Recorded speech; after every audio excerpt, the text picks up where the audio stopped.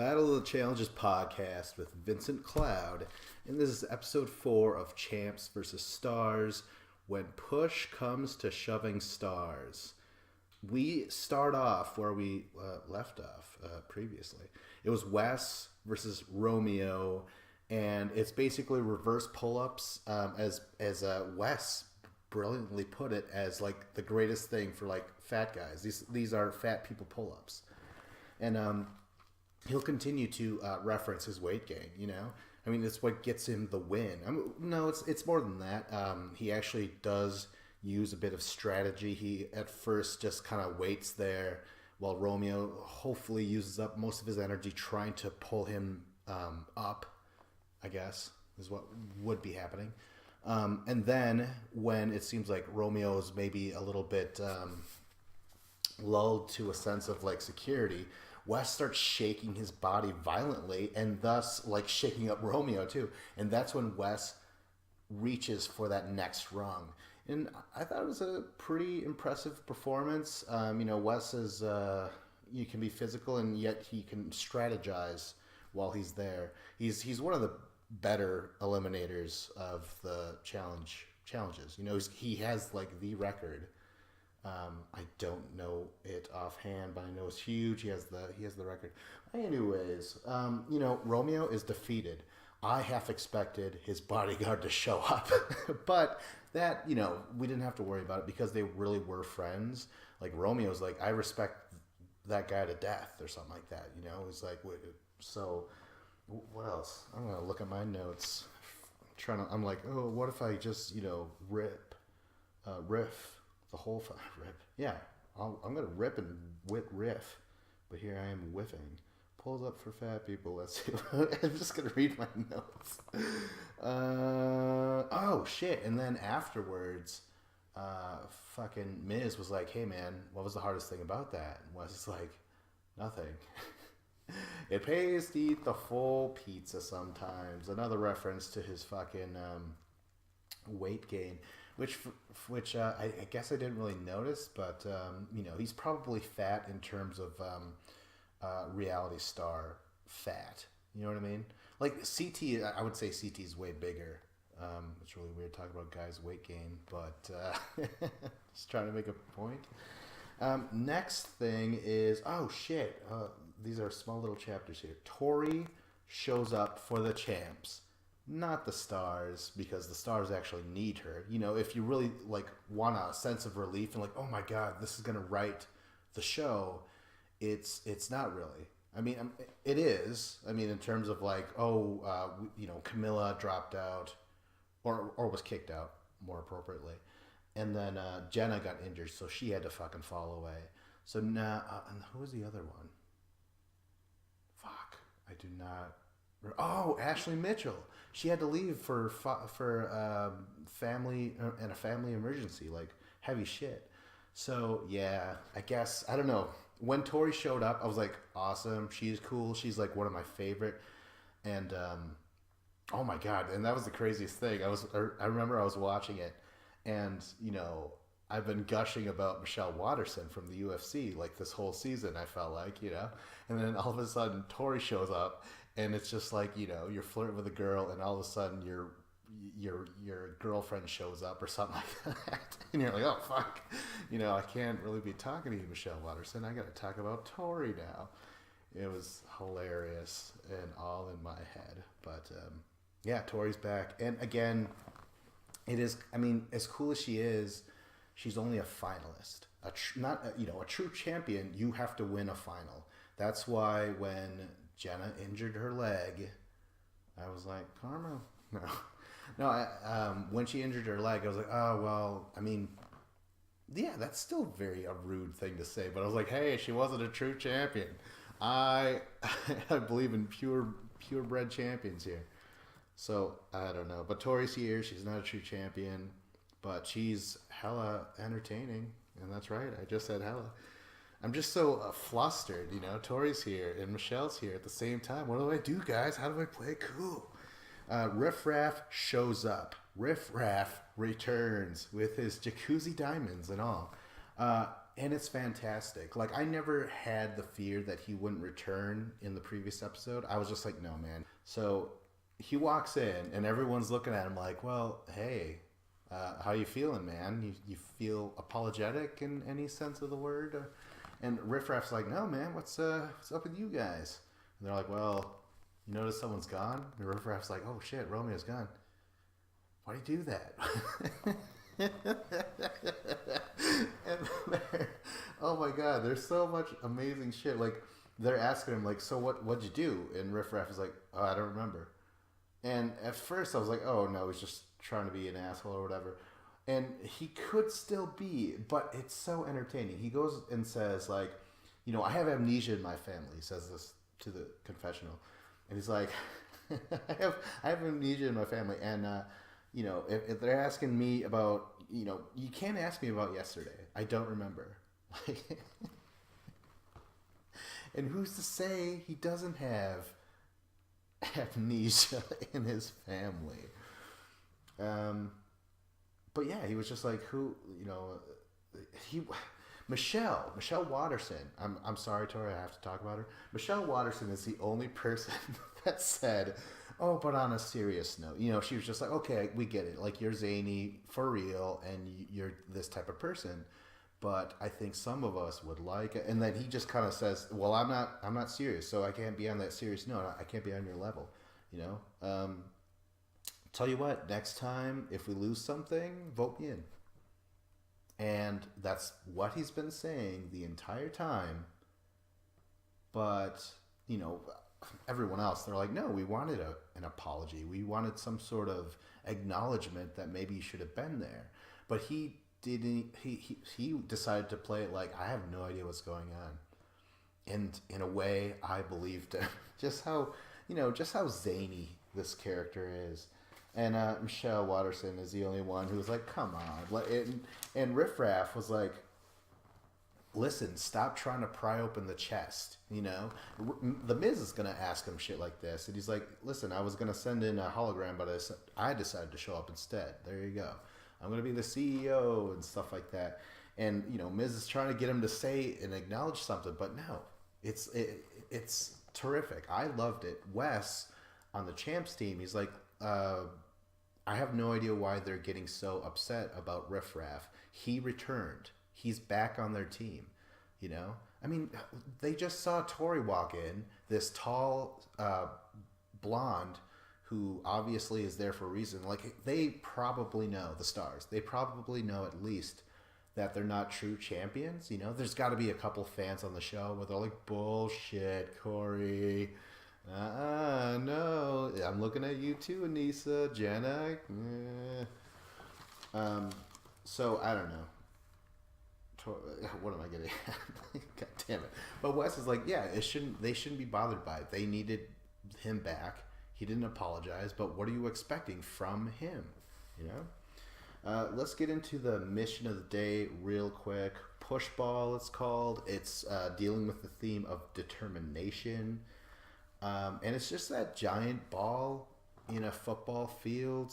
And already I'm like, Jesus Christ, they got nothing but killers on the Champs team in terms of, well, even, yeah, the whole entire Champs team.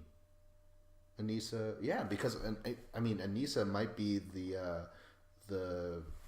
LVP on the, I don't know. I don't want to talk bad about Anissa. I do it all the time, and it's really easy. There's grooves in my head that allows me to just say like, fucking Anissa, blah blah blah. But I'm not gonna do it. I'm gonna try and resist. She gets MVP because she's the only female to score. Is that right? I didn't even believe my notes. I'm like, no, Emily had to, but maybe, I don't know. It doesn't matter. Wes scores, Zach scores, Banana scores, like those 3 points where you gotta put it over the rung, something like that. And it was just another blowout, and it was saved by the entertainment value of just seeing Banana, CT, and Zach pretend to do the rowing thing, and these are those classic NFL celebrations, and what they did in the challenge. Gauntlet 3 when the veterans were just demolishing the rookies. And then the same thing happened with the champions versus the challengers, but more so in the Gauntlet 3 was where we had all those over the top big giant group celebrations, you know. It was fun, you know. They also do like the pretend there's an explosion on the ground or you know, stuff like that. It was very fun to watch, and it almost distracted me to the realism of just like, listen, this sucks. Like, I really do want the Stars to have a chance. You know, I don't, you know, what was that? I was just talking about it. Gauntlet 3 had its moments, but after a while you're like, Jesus Christ, like it's just so lopsided between these two teams. And this wasn't the case in Champs versus Pros. It was really even, and you really appreciated the kind of stock and the kind of who they brought on the show really deserved to be there. You know, you're just like, holy shit, these are pro athletes. And this one, you're like, this is a fucking rapper right here. You know, it's just a totally different thing. Sure, we got Sean, we got Kim, Michelle Watterson, you know, but like Matt, he's in shape. Josh, what was it, minor league baseball or something like that? Oh, but then T.O.'s gone. Like, I was thinking of like, God damn it, if T.O. was just here, if he never left, you know, fuck. I'm so pissed off at the fact that CT had to go and say what he had to say, and you know, they were both at fault. You know, I was not divided on like who was in the right or who was in the wrong. In the end, it sucks because now this season is just kind of suffering for it, you know? I mean, it's still a good episode. I still enjoy this season, but like, yeah, it does suck. I wish it wasn't so lopsided. I wish we could see some more back and forth. But having said all that, Champs win again. Anissa gets the MVP, $5,000 to her charity of choice. I do not remember what it's about. I haven't been bringing any of these up this entire season. But just to cut down on some of this, some of these notes here, she will vote in Tori. It's, you know, it's kind of obvious. Tori was like, she fucking voted me in the last time, stuff like that, you know, back in Dirty 30. But she does have a brilliant line of like, I came in late and I'm staying longer than any of you motherfuckers. It was great. I was like, yeah, there you go. You're going in. And I wasn't too worried. I'm like, Tori, you demolished your opponent in Dirty 30, that one elimination that you went in. So anyways, I was like, cool, this is awesome. On the side of the Stars for their deliberation, they're like, let's just sleep on it. And really, let's turn the page there. And really, that means we're all going to scatter about and we're going to just form these alliances. So, like, when we do come back, we're not all on the same page. And this is where the rest of the episode consists of, you know? It's all about the talks, the alliances, the shaking of hands, the discussion of alliances over weightlifting, you know? And it's appreciated overall by Wes. Wes is like, hey, man, you are respecting our game. You are playing with us now. And that had to be addressed. Because what I did see, Josh, Kim, and Sean, I saw that, like, you know, they had some valid points. You know, they're like, we don't want these players here. They're weak. Like, we understand we're on a bad team. But the three of us... yeah, that is interesting that Josh includes himself with those two women. I mean, just to think that he should be able to, but it works, I guess, or it doesn't because Sean gets voted in. I don't know what I'm getting at, but I remember Justina and Michelle, they talk together and they're just like, we're totally aware of the Josh, Kim, Sean alliance, you know? So we gotta sway Matt, you know? Because he wants to be part of an alliance. Is that what they said? I don't remember what it was. There was all sorts of shit. But I do remember the Justina and Michelle gathering everyone else besides those other three, and they're like, like Ariane. Who else is missing? Oh, Riff Raff is there, and they're like, yeah. So those three are in an alliance. We should probably vote Sean in, and everyone's like, yeah, sure, or to the extent. And Matt is like, I gotta think about this. So Matt, I believe, is a man who really wants the camera time, but he's subtle about it. Subtle. It's very smart of him to be like, I don't know what I'm gonna say. So then the cameras follow him and him alone. Like, what are they gonna do is focus on the rest of the people? Like, I bet that guy is off to think about it, and this is crucial. Then the cameraman would be like, oh shit, you're right, I gotta follow Matt, because Josh approaches Matt when they're in the gym, and Josh is trying, but I really didn't feel like Josh totally got across to Matt that, listen, this is what we need to do. He never once said like, we will not say your name next time. Not none of that. It was all just kind of maybe it was just too subtle for Matt for him to really grasp. But then I just said that Matt was subtle. Fuck. This is all falling apart, man. I hate doing podcasts alone, and this is what happens. I just talk and go nowhere. What's fucking next on the list? The actual nominations. Anissa voted in Tori. I already said that. Oh, but when it comes down to the vote, it's Ariane, which is the main, that's the three people, Josh, Kim, and Sean. They're like, we want Ariane in there. But then everyone else is like, no, we're going to throw in Sean. And then when it comes down to Riff Raff, he says, I'm going to throw in Kim. And it was brilliant, because for some reason I feel like Riff Raff is going to get further in this season just by being obviously and clearly on his own island. Like he's going to be overlooked in a way, I feel like, because who are you concerned with on either alliance? Of the Stars team, there's Josh and there's Matt. Riff is there, but again, Riff is just, he's he's kind of nowhere, with them. He's going to be overlooked is what I'm getting at. Again, I tend to repeat myself. Let's see here. Oh, but the whole time when, Josh is very vocally just like, oh yeah, well, this is bad, this is stupid, like what the fuck, like he's not swearing, but he's definitely like saying, oh, that's just stupid, like why would you do that, you are clearly in cahoots. He didn't even use the words cahoots, but he was I'm just saying, what did I write in my notes? It said a vocal Josh, angry. That's all I wrote, so I'm just trying to remember what he said. Well, that's it. Okay, so Sean's voted in. Let's get into the elimination, and that's why I was like losing steam on this whole thing. I'm like, oh yeah, and then we have an elimination between Tori and Sean, but it's called determination, right?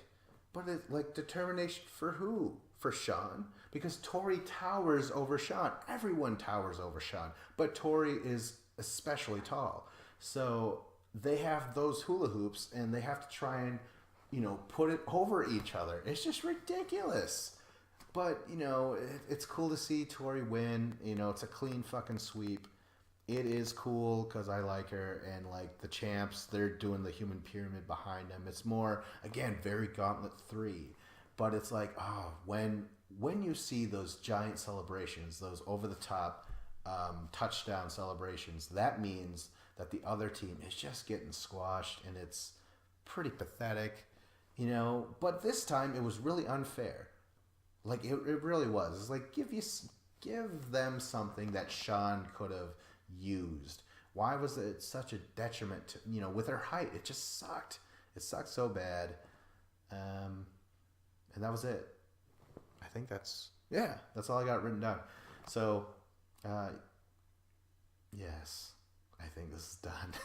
I am ready to walk away. God damn it. Like, subscribe, comment. This was Battle of the Challenges podcast with Vincent Cloud.